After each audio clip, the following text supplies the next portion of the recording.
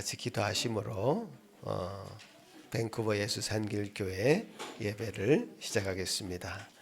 우리의 도움은 천지를 지으신 여호와의 이름에 있도다. 아멘. 거룩하신 하나님 아버지, 참 감사합니다. 저희들 이렇게 예배의 자리로 불러주시고 주님의 이름을 부르게 하시며 주님 앞에 예배하게 하시니 감사합니다. 주님 앞에 엎드려 굴복하여 주님 앞에 예배드립니다. 우리 마음을 겸손하게 하시고 우리 마음 가운데 주의 귀한 말씀 허락하여 주셔서 우리 인생이 참 말씀에 의지하여 살아갈 수 있는 귀한 인생으로 삼아 주시옵기를 소망합니다. 아버지 하나님, 이렇게 예배 시작을 했습니다. 마칠 때까지 악한 마귀 절대 틈타지 않게 하시고 주님께 주신 은혜 위에 은혜를 다하여 주옵소서. 예수님 이름으로 기도합나이다. 아멘. 다 같이 일어나셔서 주님 앞에 영광의 찬송 드립니다.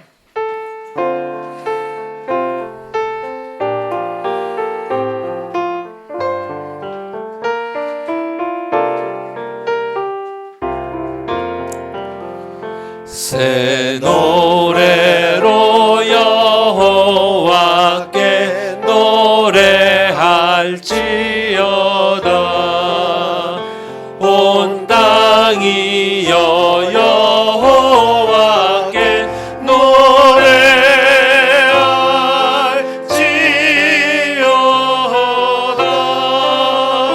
그 이름을 송축하며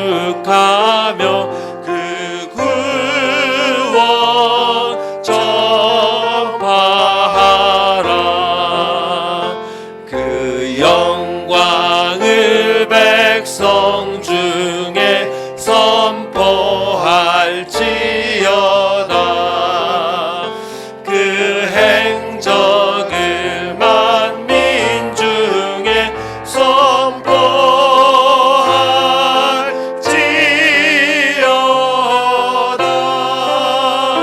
주님은 위대하시니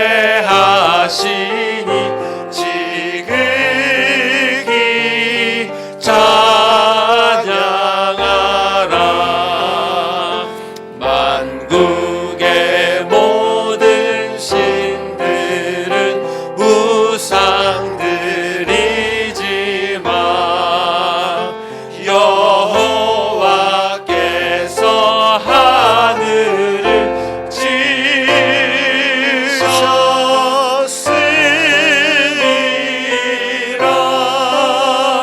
존귀 위엄 아름다움 그에게 있도다. 만국의 족속들이여 영광과 권능을 주 여호와의 이름에 합당한 영광을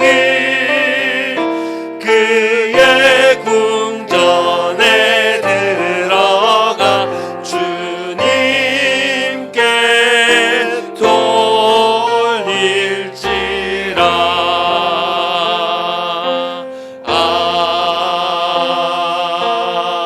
아멘. 사도신경으로 우리의 신앙을 고백합니다. 전능하사 천지를 만드신 하나님 아버지를 내가 믿사오며 그 외아들 우리 주 예수 그리스도를 믿사오니 이는 성령으로 잉태하사 동정녀 마리아에게 나시고 본디오 빌라도에게 고난을 받으사 십자가에 못 박혀 죽으시고 장사한 지 사흘 만에 죽은 자 가운데서 다시 살아나시며 하늘에 오르사 전능하신 하나님 우편에 앉아 계시다가 저리로서 산 자와 죽은 자를 심판하러 오시리라. 성령을 믿사오며 거룩한 공예와 성도가 서로 교통하는 것과 죄를 사하여 주시는 것과 몸이 다시 사는 것과 영원히 사는 것을 믿사옵나이다. 아멘. 십계명을 낭독합니다. 하나님이 모든 말씀으로 말씀하여 이르시되 나는 너를 애굽 땅 종되었던 집에서 인도하여 낸 내 하나님 여호와니라. 제1은 너는 나 외에는 다른 신들을 내게 두지 말라. 제2는 너를 위하여 새긴 우상을 만들지 말고 또 위로 하늘에 있는 것이나 아래로 땅에 있는 것이나 땅 아래 물속에 있는 것에 어떤 형상도 만들지 말며 그것들에게 절하지 말며 그것들을 섬기지 말라. 제3은 너는 내 하나님 여호와의 이름을 망령되게 부르지 말라. 제4는 안식일을 기억하여 거룩하게 지키라. 제5는 내 부모를 공경하라. 제6은 살인하지 말라. 제7은 간음하지 말라. 제8은 도둑질하지 말라. 제9는 내 이웃에 대하여 거짓 증거하지 말라. 제10은 내 이웃의 집을 탐내지 말라. 자리에 앉으셔서 이 십계명들을 기억하시고 생각하시면서 우리가 회개하는 마음으로 이 찬송 드립니다.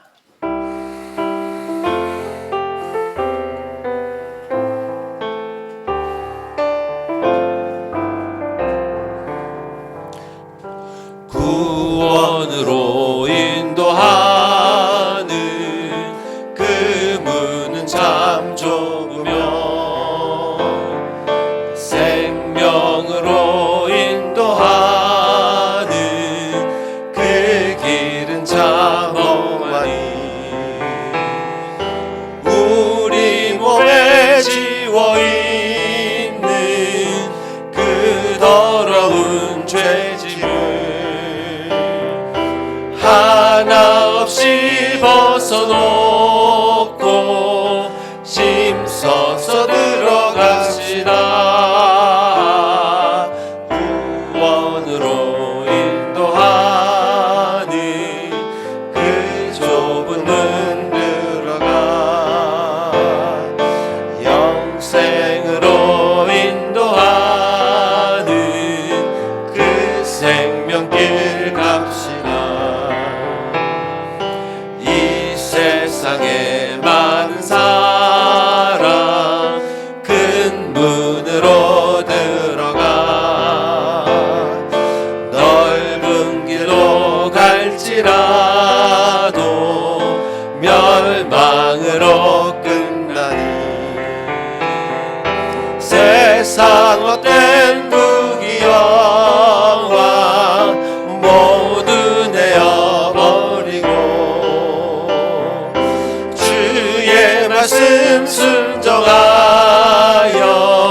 생명길로 갑시다. 구원으로 인도하는 그 좁은 문 들어가 영생으로 인도하는 그 생명길 갑시다. 구원의 문 열렸으니 주의 공로 힘입어 주저 말고 들어가서 생명길로 갑시다. 구원의 문 닫힌 후에 들어가고 싶으나 한 번 닫힌 구원의 문 또 열려지지 않으리. 구원으로 인도하는 그 좁은 문 들어가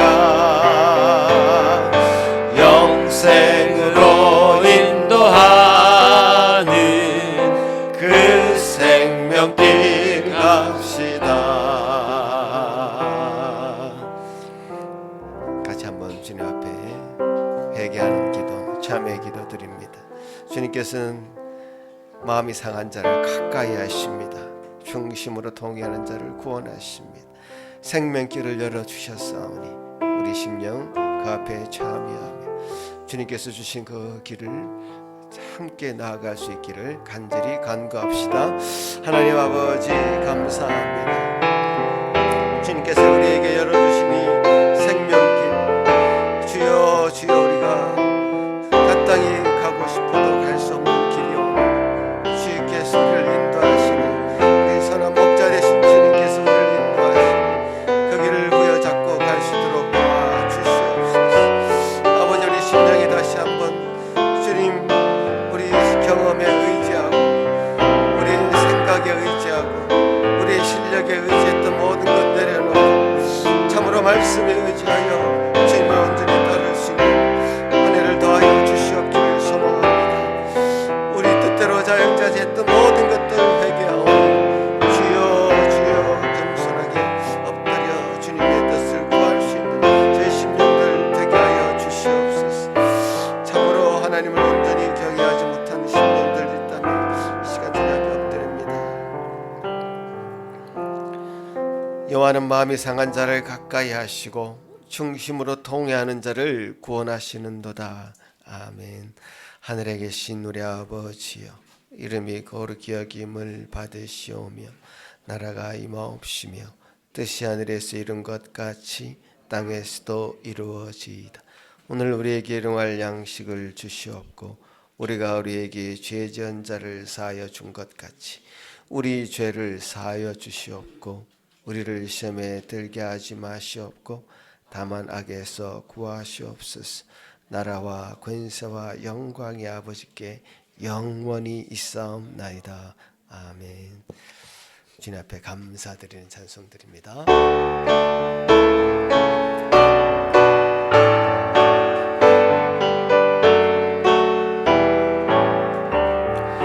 주와 같이 길 가는 것 즐거운 일 아닌가. 우리 주님 걸어가신 발자취를 밟겠네.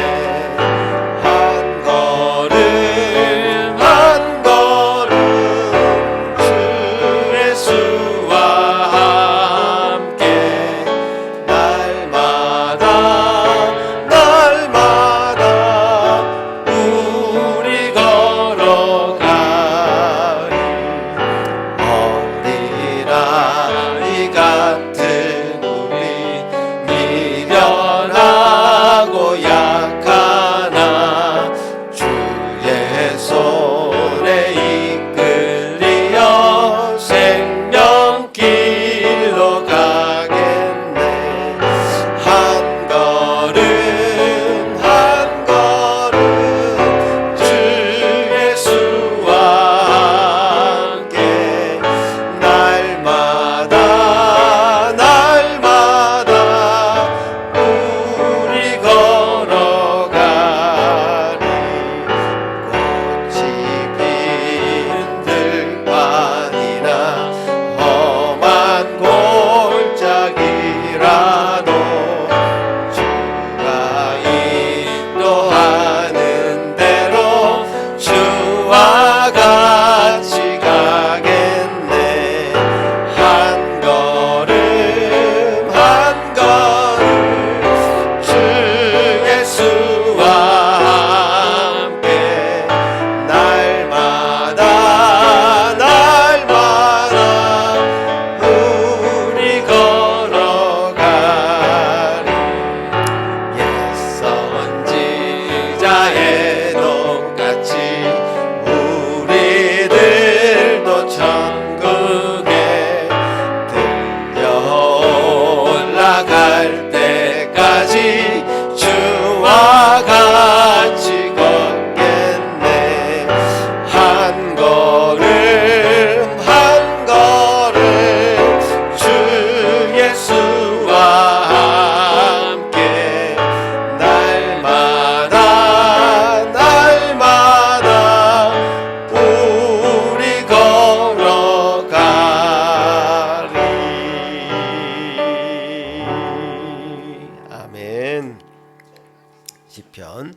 37편 저와 여러분이 한번 교독하시겠습니다. 악을 행하는 자들 때문에 불평하지 말며 불의를 행하는 자들을 시기하지 말지어다.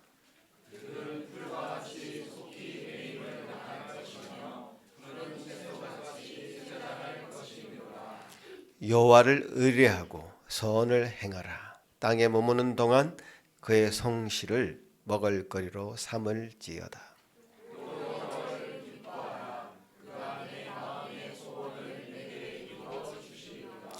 내 길을 여호와께 맡기라. 그를 의지하면 그가 이루시고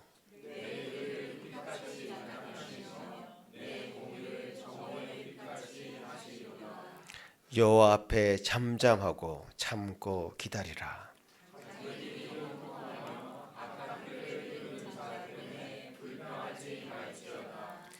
분을 거치고 을 버리며 불평하지 말라. 오히려 악을 만들 뿐이라. 아멘. 이 시간에 예배를 위해서 양지선 사모님 기도할 때 같이 함께 한 마음으로 기도하시겠습니다.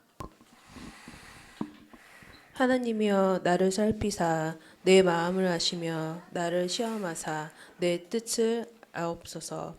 내게 무슨 악한 행위가 있나 보시고 나를 영원한 길로 인도하소서. 아멘. 사랑과 긍휼이 많으신 아버지 하나님, 이렇게 화창한 날씨에 이 자리에 나와 예배하게 하여 주셔서 감사드립니다. 한 주간 살아가면서 힘들고 분주했던 모든 것을 이 시간 주님의 발 앞에 내려놓습니다. 어깨에 무거운 짐도 다 내려놓습니다. 우리는 이 세상에서 여러 가지 어려움과 질병들로 인하여 고통을 받기도 하지만 이 고통은 아픔만으로 끝나는 것이 아니라 주님의 다루심을 통하여 참된 그리스도의 자녀로 성화된다는 사실을 꼭 기억할 수 있도록 도와주세요. 또한 이 훈련은 힘들고 어려운 것이 아니라 우리를 영원한 생명의 길로 인도하시려는 하나님의 참으로 선하신 뜻이라는 사실을 알고 일어난 모든 일들에 숨겨진 하나님의 축복이자 선물임을 밝히 하는 오늘 예배가 될 수 있도록 도와주시옵소서. 아멘. 여름 한창 많이 덥습니다. 우리 교회 모든 성도님들 건강 지켜주시고 모든 일터와 가정이 참된 평안 가운데 살아갈 수 있도록 도와주시길 기도하며 이 모든 말씀 살아계신 예수님의 이름으로 기도드렸습니다. 아멘.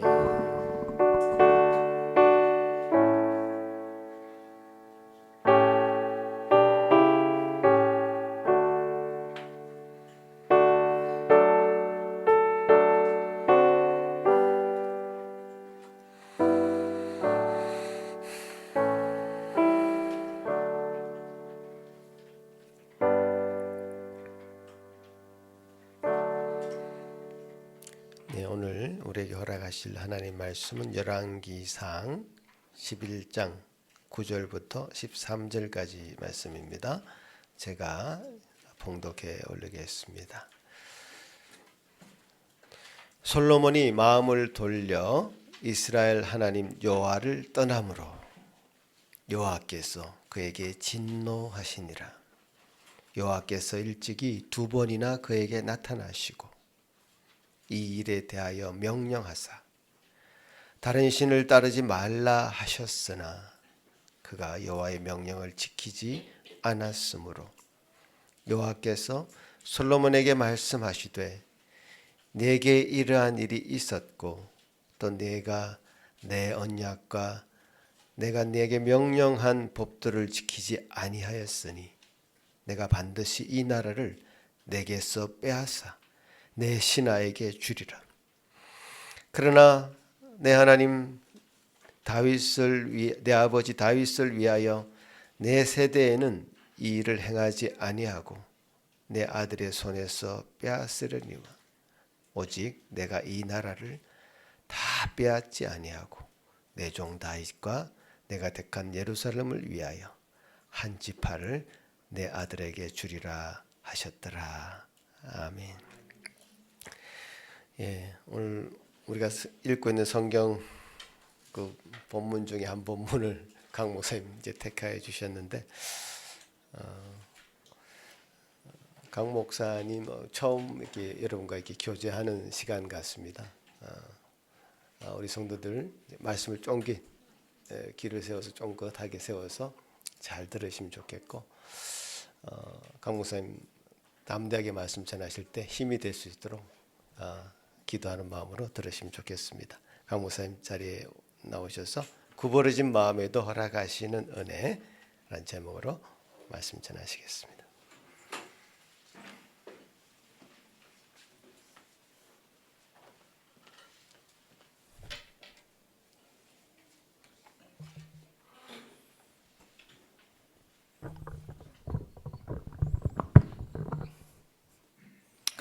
저는 목사를 설교자라고 칭하는 것을 선호하는 편입니다. 설교하는 것이 편하고 좋아서 그런 것은 아닙니다. 어느덧 중년의 설교자가 되어서 저도 참 많은 설교를 했지만 설교는 할 때마다 어려운 것 같습니다. 이상하게 설교를 하고 나면 참 잘했다 이런 마음보다는 자책과 후회가 더 밀려오는 것 같습니다.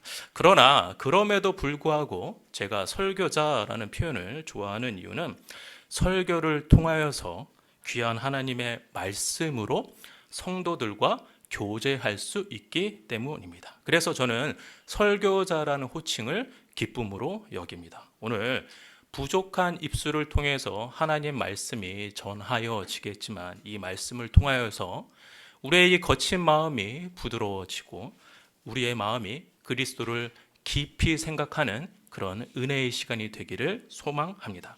간절히 바라건대 오늘 이 시간 주의 은혜와 평강이 가득하기를 바랍니다. 한국에 학원들이 밀집되어 있는 곳을 지나가다 보시면 솔로몬 어학원, 솔로몬 학원이라는 간판을 어렵지 않게 볼 수 있습니다. 학생들을 잘 가르쳐서 솔로몬처럼 지혜롭게 만들겠다, 성적을 잘 내겠다라는 그런 의미인 거죠. 그의 지혜는 특별하였기에 이 교육열이 남다른 한국 사람들에게는 굉장히 매력적인 사람임에 틀림없습니다. 하지만 그에게 이런 스마트한 면만 있는 것은 아닙니다. 신분적으로, 경제적으로, 신앙 환경적으로 그는 특별한 삶을 살았던 사람이 분명합니다. 그래서 솔로몬은 무엇이든지 잘할 것 같은 기대가 되는 인물이었으며 특출난 성과를 낼 수 있을 것 같은 그런 사람처럼 보입니다. 그런데 오늘 본문에서는 그는 참으로 안타까운 모습을 보여줍니다. 오늘 본문 9절 상반절 이 색깔로 표시된 부분 같이 한번 읽어보실까요? 네, 같이 한번 읽어보겠습니다. 시작.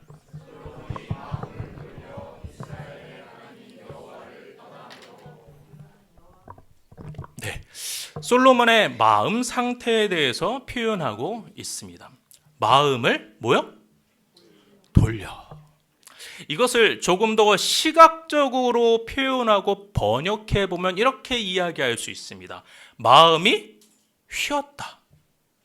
마음이 구부러졌다라고 표현할 수도 있습니다. 그러면 무엇에 대하여 마음이 돌아가고 마음이 휘어지고 마음이 구부러진 것일까요? 네, 여호와 하나님을 떠남으로.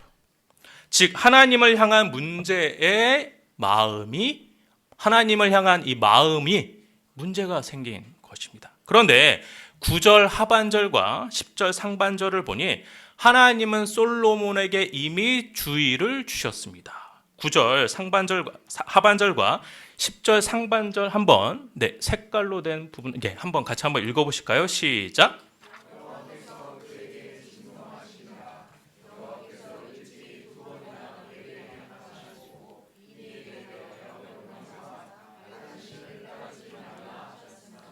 네, 하나님은 솔로몬이 마음을 바르게 지키고 나아갈 수 있도록 미리 말씀을 하셨지만 그럼에도 불구하고 솔로몬은 마음을 지키지 아니하고 누구에게 마음이 간 것입니까?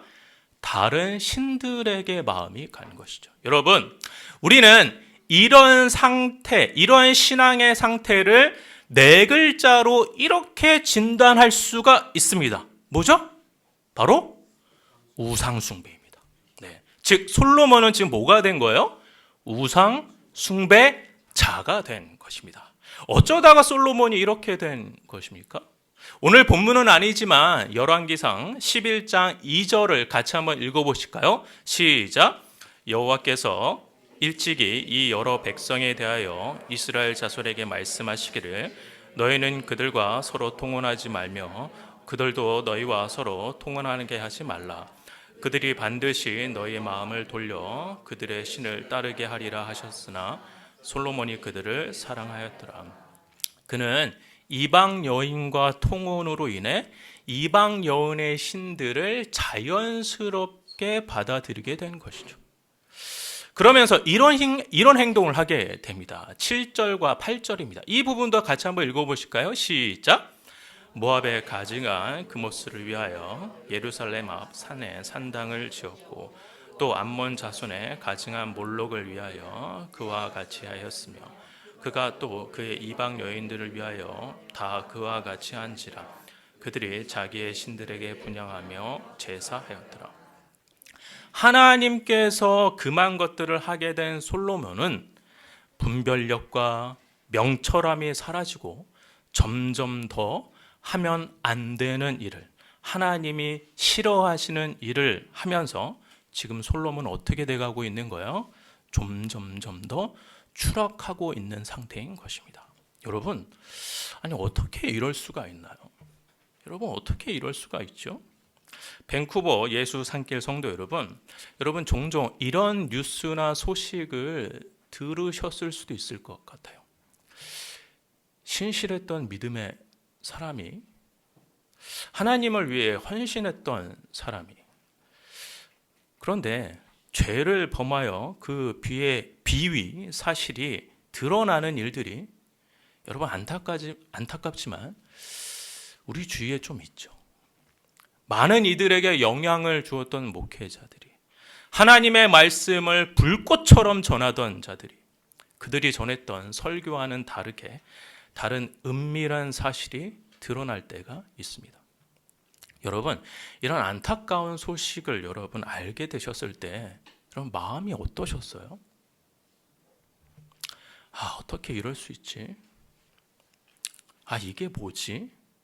이런 생각 들지 않으셨나요? 하지만 조심스럽게 말씀드리자면 하나님께 쓰임 받은 사람들도 사실은 넘어질 수 있습니다. 죄에 빠지고 넘어지게 되는 것을, 범죄함을 정당화하기 위해서 말씀드리는 것이 전혀 아닙니다.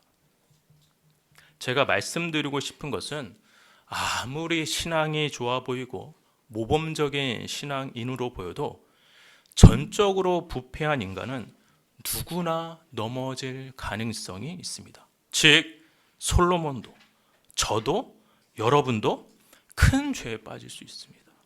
솔로몬뿐만이 아니라 저도 여러분도 뭐 할 수 있어요? 우상 숭배자가 될 수 있어요. 그 어떤 누구도 안심할 수가 없습니다. 이 즈음에서 혹 여러분들 중에 이런 질문을 하실 수가 있을 것 같아요. 우상 숭배라니요? 그거 옛날 얘기 아닙니까? 솔로몬처럼 우리가 이방 여인과 통혼하는 것도 아니고 이스라엘 백성들처럼 금송아지를 만드는 것도 아니고 돌 무더기를 쌓은 선앙당에서 구판을 벌이면서 손을 빌지도 절을 하지도 않는데 오늘날 우리에게 무슨 우상 숭배란 말입니까? 라고 말입니다. 그렇죠. 여러분, 지금 여러분들 중에 황금 송아지를 만들어서 우상 숭배하고 계시는 분 계십니까? 여러분 방 한 구석에 이방신을 섬기는 비밀스러운 장소가 혹시 있으십니까? 없죠. 우리는 적어도 이렇게 하지는 않습니다. 그러나 이 시선을 우리의 마음속으로 향하여 본다면 어떻습니까? 하나님을 대체하려고 하는 그 무엇이 여러분의 마음속에는 없으신지요? 칼빈과 팀 켈러는 이렇게 말합니다. 인간의 마음은 우상 공장이다. 저는 여기에 조금 덧붙여서 이렇게 표현하곤 합니다. 인간의 마음은 우상 공장이며 우리는 그 공장의 공장장이다. 사실 인간의 마음은 우상을 제조하는 데 있어서 탁월한 능력을 발휘합니다. 여러분. 인간의 마음은 하나님을 섬기는 듯하나 또 누구도 섬길 수 있어요? 우상도 섬길 수 있습니다. 마음속에서 우상을 대량 생산할 뿐만 아니라 쉴 새 없이 끊임없이 만들어낼 수도 있습니다. 저는 저와 여러분의 마음이 순수하고 아름답고 깨끗하기를 바라나 실제로는 우리 마음은 우상이 다이나믹하게 플레이되는 장소이기도 합니다. 그래서 저는 이것을 우상놀이라고 이야기합니다. 우리 마음은 우상이 활발하게 움직이는 우상 놀이터이고 우상이 만들어지는 거대한 우상 공장이며 우리는 은근히 마음속에서 우상을 컨트롤하기를 좋아하는 우상 공장장들입니다. 그렇다면 여러분 이 사실에 동의가 되신다면 이제 우리의 시선을 다시 한번 우리 마음속으로 한번 대보실까요? 여러분 마음에 남에게 드러내고 싶지 않은 은밀한 우상들이 여러분 있으실까요? 혹 내가 간절히 바라고 원하고 기대했던 기도 제목들이 혹시 오히려 여러분의 우상이 된 것은 없으실까요? 내가 사랑하는 대상을 하나님보다 더 많이 사랑한 우상으로 섬기는 것은 없으실까요? 하나님이 허락하신 물질과 돈이 혹시 여러분들의 금송아지가 된 것은 아닌가요? 여러분의 마음과 생각 속에서 하나님보다 더 크게 차지하고 있는 것이 있다고 한다면 그것은 분명히 우상입니다. 저것만 있으면 내 삶이 조금 더 편해질 것 같고 저것만 있으면 내가 더 나은 사람이 될 것 같고 안정적인 삶을 살게 될 거야 라고 생각하는 그것이 바로 뭐예요? 우상입니다. 우상은 멀리 있지도 않고 우상은 특별하지도 않아서 우리 마음 안에 평범하고 자연스럽게 침투하여 하나님의 자리를 빼앗아 버립니다. 그래서 우상 숭배는 여러분 정말 무서운 행위입니다. 하나님을 사랑하는 우리에게 신실한 믿음을 지키고 구별되어 살아가려는 신자들에게 우상의 그림자는 여러분 늘 경계하고 늘 조심해야만 합니다. 근데 다시 본문으로 여러분 돌아와서 솔로몬의 우상 숭배에 대해서 하나님은 즉각적으로 그리고 신속하게 반응하십니다. 여러분 11절을 같이 한번 보실까요? 11절 같이 한번 보겠습니다. 시작.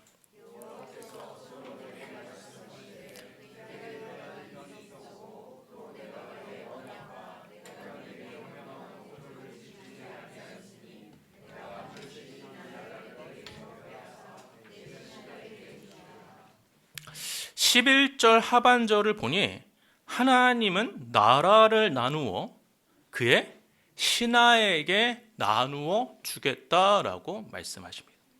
이스라엘의 전성기를 누린 솔로몬에게 나라를 빼앗아 신하에게 주겠다라는 것은 솔로몬에게 있어서는 정말 매우 비참한 일입니다. 그래서 어느 청교도 설교가는 이 부분에 대해서 이렇게 표현합니다. 솔로몬에게는 큰 굴욕이다.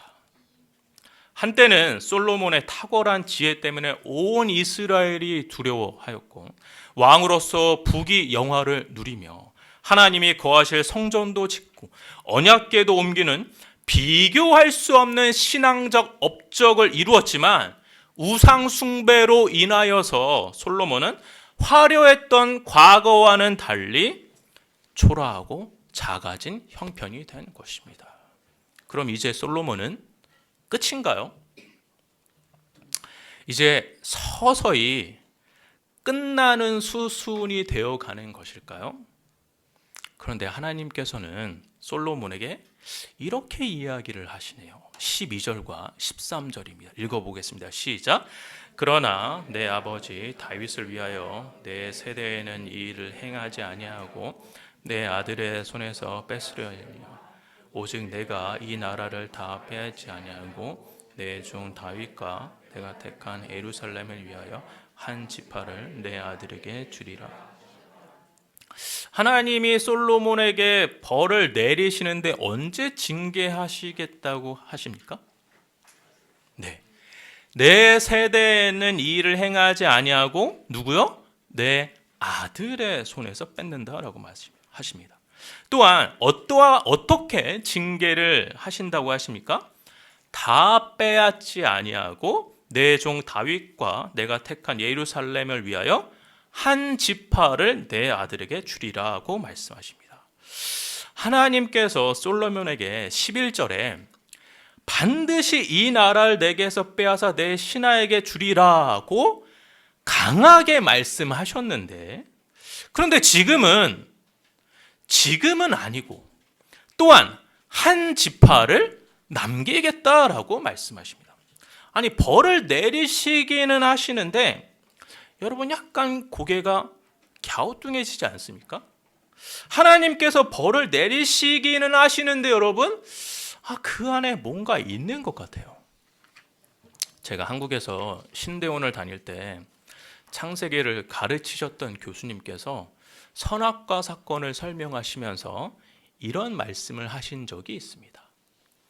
하나님이 내리신 징계에 징계만 있는 것이 아니라 하나님의 은혜도 담겨 있다. 다시 말씀드릴게요. 하나님이 내리신 징계에도 하나님의 뭐가 담겨져 있어요? 은혜가 담겨져 있대요. 아담과 하와가 선악과를 먹고 나서 하나님께 각각 징계를 받죠. 아담에게는 뭐요? 노동의 고통이, 하와에게는 해산의 고통이 벌로써 주어졌습니다. 그런데 말입니다. 이 노동의 고통과 이 해산의 고통이 이게 징계만 여기에 있습니까? 이게 정말 징계만 가득한 벌입니까? 혹시 여러분 백수로 살아본 경험이 있으십니까? 요즘 백수라고 표현하면 안 되고 이렇게 표현해야 된대요. 주택관리사. 저도 주택관리사로서 지낸 적이 있습니다. 여러분 처음에는 너무 좋죠. 일찍 일어나지 않아도 되고 늦게까지 자도 되고 내 마음대로 할 수 있으니까 얼마나 편해요. 그런데 이것도 딱 며칠까지냐면요, 저는 개인적으로 열흘이었어요. 열흘까지는 편했는데 열흘 지나고 나니까 뭐가 쑤셔요? 몸이 쑤시죠. 뭐 하고 싶어져요? 일하고 싶어져요. 그런데 일을 하려고 일자리를 구하려고 하는데 일을 찾지 못하면 마음이 어떨까요? 초조하고 불안하고, 여러분 자신감도 떨어져요. 내가 이거밖에 안 되나? 내가 이제 쓰임이 없나? 이런 마음이 듭니다.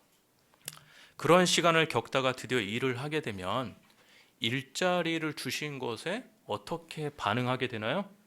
네, 감사, 은혜와 감사가 나오죠. 일할 수 있게 해주셔서 감사합니다. 이렇게 표현하죠.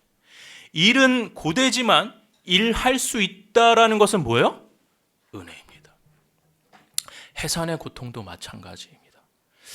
저도 두 딸이 있는데 둘째한테는 미안하지만 둘째 출산할 때는 정말로 기억이 하나도 안 나요. 둘째는 제 기억이 별로 없어요.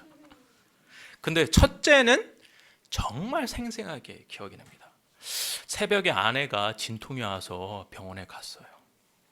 처음부터 산통이 막 그렇게 오지 않죠. 처음에는 약하게 오다가, 근데 그 강도가 점점 세지죠. 그렇게 고통스러워하는 모습을 볼 때 제가 해줄 수 있는 것은 없었습니다. 그래서 옆에서 처음부터 끝까지 계속 같이 있어 줬어요. 그렇게 진통이 시작된 지 15시간 만에 온몸이 땀 범벅으로 된 아내가 고통스러운 얼굴로 마지막 온 힘을 다했을 때 그제서야 새빨간 핏덩이가 나오더군요. 그리고 그 아이를 품에 안았을 때 여러분 어땠을까요? 다 비슷하지 않으셨을까요? 너무나 감격스러워서 저도 울고 아내도 울고 또 누구도 울어요? 아기도 울고. 이 아이를 보내주신 하나님께 뭐 하게 됩니까? 감사의 고백이 나오죠. 그 순간 15시간의 해산의 고통은 뭐요? 다 사라집니다. 해산의 고통은 크나 생명을 만날 수 있기에 그것은 뭐예요? 은혜가 담겨져 있죠, 여러분. 이렇게 하나님이 내리신 벌에도 하나님의 은혜가 숨겨져 있는 듯 담겨져 있습니다. 오늘 본문에서도 하나님의 은혜를 우리는 발견할 수가 있습니다. 어느 부분에서 그것을 확인할 수 있냐면요, 오늘 본문 12절입니다. 12절에서 이렇게 말씀하십니다. 제가 읽어볼게요. 12절에서 내 아버지 다윗을 위하여라고 말입니다. 내 아버지 다윗을. 혹시 여러분들 중에 이렇게 반응하시는 분들이 있으실 수도 있을 것 같아요. 아니, 여기에 무슨 은혜가 담겨져 있나요? 아니, 여기에 무슨 감정적인 은혜가 담겨져 있는데 전혀 못 찾겠는데요? 라고 말입니다. 이 부분에 숨겨져 있는 은혜를 발견하기 위해서는 하나님께서 다윗과 맺은 다윗 언약을 꼭 살펴보아야 합니다. 사무엘하 7장 14절입니다. 이거 같이 한번 읽어보실까요? 시작.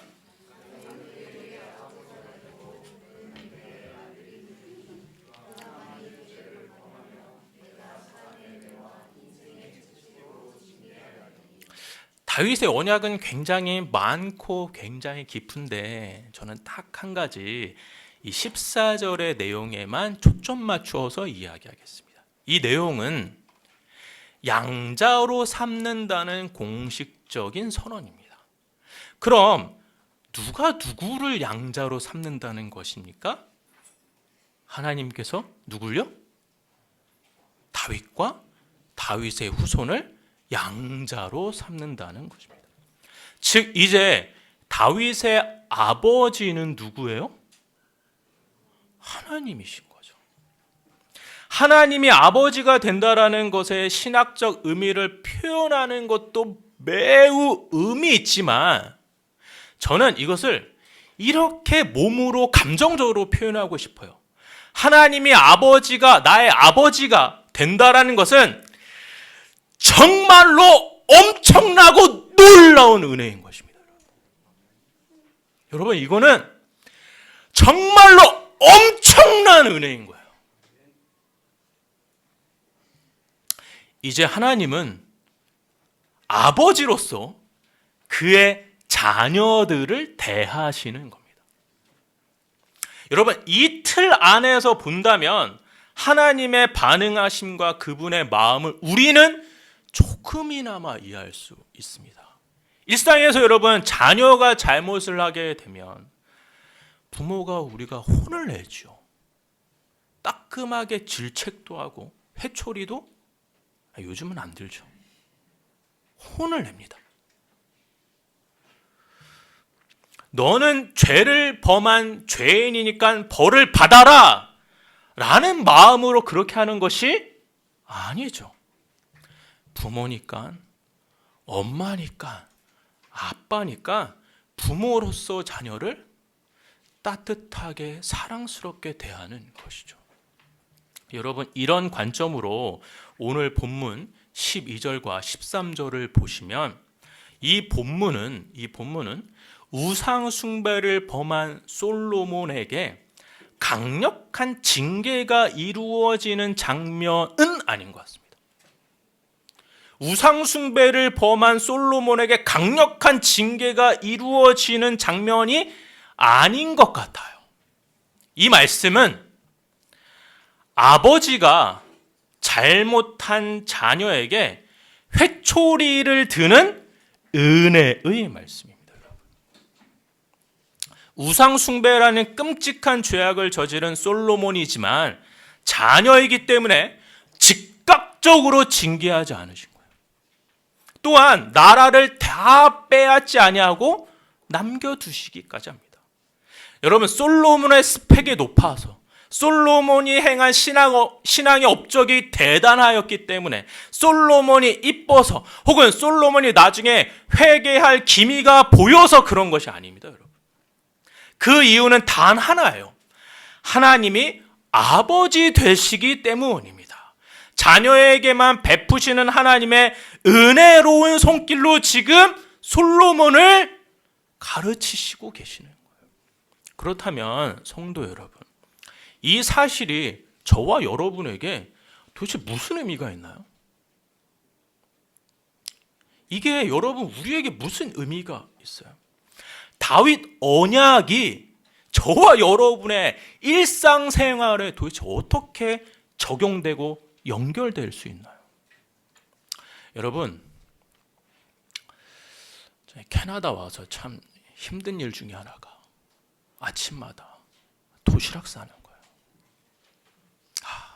도시락 싸는 거 너무 힘든 것 같아요. 근데 도시락 반찬 중에 비엔나 소세지 아실까요? 아시죠? 소세지들이 어떻게 되어 있어요? 다 연결되어 있어요, 줄로 다. 그래서 하나만 잡으면 다 어떻게 해요? 다 따라오죠. 여러분, 언약들이 비유적 약간 좀 웃긴 표현이긴 하나, 이 언약들이 이 소세지처럼 다 연결되어 있어요. 창조 언약, 노아 언약, 아브라함 언약, 모세 언약, 다윗 언약, 새 언약, 이런 것들이 다 연결되어 있고, 이 모든 언약이 결국에는 누구랑 연결되어 있나요? 네, 예수 그리스도입니다, 여러분. 예수 그리스도. 이 모든 언약의 성취가 누구에게 폭발적으로 다 담겨져 있어요? 예수 그리스도 안에 담겨져 있는 거죠. 그래서 오늘 다윗 언약에서 말하는 하나님과 부모 자식 간의 관계는 동일하게 예수 그리스도를 믿는 우리들에게도 적용되고 성취되고 이루어지는 것입니다. 그렇기에 저와 여러분은 예수 그리스도를 믿기에 하나님을 뭐라고 부르시나요? 아버지라고 부르시는 거죠, 여러분. 예수 그리스도로 말미암아 하나님은 저와 여러분의 아버지 되십니다. 저와 여러분도 하나님의 뭐예요? 자녀인 것입니다. 하나님의 자녀가 된 것은 우리가 착한 마음을 가졌기 때문에, 우리가 신앙생활을 열심히 하기 때문에, 혹은 직분을 갖고 있기 때문이 아니라, 혹은 우리가 회개할 기미가 보이기 때문이 아니라, 저와 여러분의 특별하고도 재주 있고 넘치는 능력이 있어서 그래서 이뻐 보여서 자녀를 삼아 주시는 것이 아니라, 부족하고 연약하고 반복적으로 그리고 의도적으로 죄를 지을 때도 있지만, 그러나 그럼에도 불구하고 예수 그리스도를 믿게끔 허락해 주셔서 하나님께서 저와 여러분을 자녀로 삼아 주신 것입니다. 그렇게 여러분, 예수 그리스도를 알고 예수 그리스도를 믿고 예수 그리스도로 말미암아 하나님의 자녀가 된 이 모든 것이 뭐예요? 은혜입니다. 이 모든 것이 은혜입니다. 구부러지고 휘어진 마음을 갖고 있는 우리를 사랑의 마음 없이 무섭게 진노하시는 것이 아니라 자녀가 바로 서기를 바라는 마음으로 저와 여러분을 보듬어 주시고 다시 일으켜 세워 주시는 것이 바로 아버지 되시는 하나님이 저와 여러분을 은혜로 다스리시는 방법입니다. 여러분, 그래서 다 같이 한번 따라해 보실까요? 뜬금없지만 나는 하나님의 은혜로운 자녀다. 여러분, 이거 한 번에 버벅거리지 않고 한 번에 하실 수 있죠? 한 번에 한 호흡으로 이야기해 보겠습니다. 나는 하나님의 은혜로운 자녀다. 말씀을 정리하겠습니다. 밴쿠버 예수 산길 성도 여러분, 우리 마음은 우상 공자입니다. 여러분, 수많은 우상으로부터 여러분의 마음을 지키십시오. 하나님은 우리의 마음이 구부러지고 휘어질 때에도 저와 여러분을 절대로 포기하지 않으십니다. 나의 자격, 나의 신분, 나의 신앙 헌신, 나의 신앙 연수, 나의 착한 행실 때문이 아니라 하나님의 자녀이기 때문입니다. 하나님의 자녀로서 오직 하나님만을 아버지로 섬기며 하나님께서 자녀에게 부어주시는 압도적인 은혜, 저항할 수 없는 은혜를 가득 누리시는 저와 여러분 되시기를 주의 이름으로 축원합니다. 기도하겠습니다. 사랑과 은혜가 충만하신 하나님, 우리의 마음이 오로지 주님만을 바라보며 섬기기를 원합니다. 우리 마음에 헛된 것을 품지 않도록 도와주옵시고, 혹 우리 마음이 구부러지고 휘어질 때 말씀으로 깨우쳐 주셔서 두 마음 품지 않도록 도와주시옵소서. 하나님의 자녀가 되었다는 사실에 놀라운 은혜가 담겨져 있음을 믿습니다. 자녀에게 허락하시는 하나님의 놀라운 은혜를 따라 가정과 직장과 학교와 삶의 터전에서 믿음 지키며 주님 바라보며 또한 늘 찬송하며 살아가는 모든 성도들 되게 하여 주시옵소서.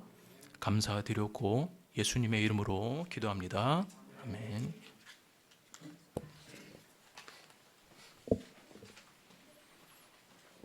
네, 참 은혜로운 하나님의 말씀 감사하고요. 이 들으신 말씀 기억하시면서 같이 함께 일어나셔서 찬송 드리겠습니다.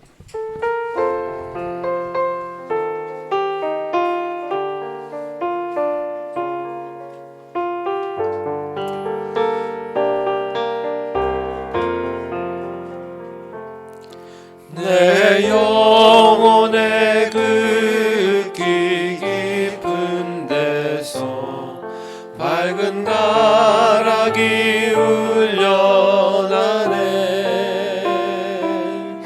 하늘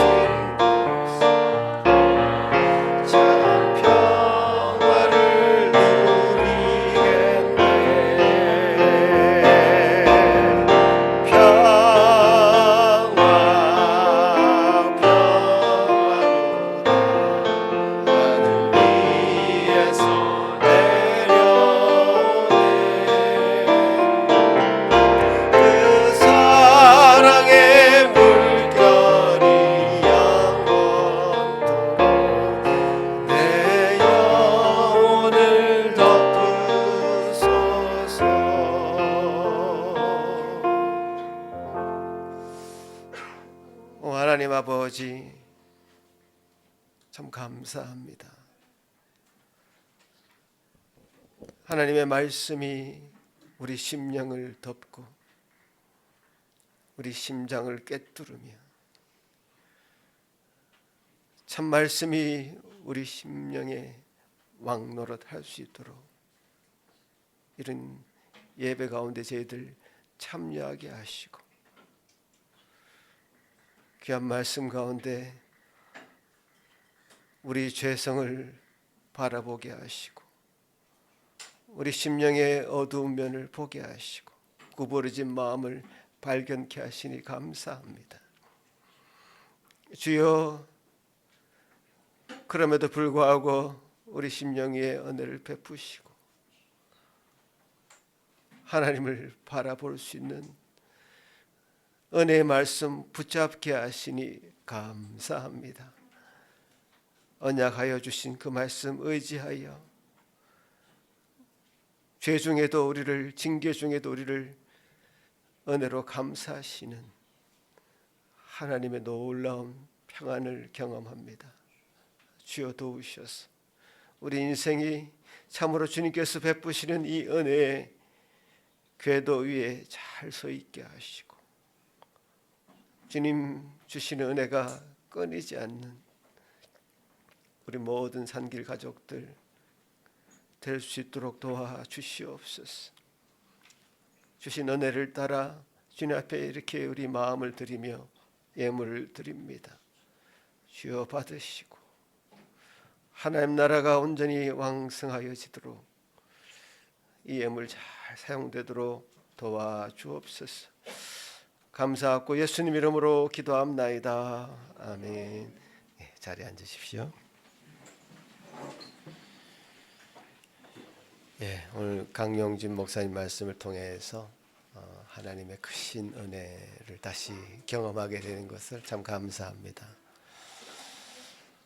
지난주 우리가 다윗 말씀을 들었고 오늘 이번 주 솔로몬에 관한 말씀을 들었는데 공교롭게도 실패하는 이야기를 지금 계속 듣고 있습니다.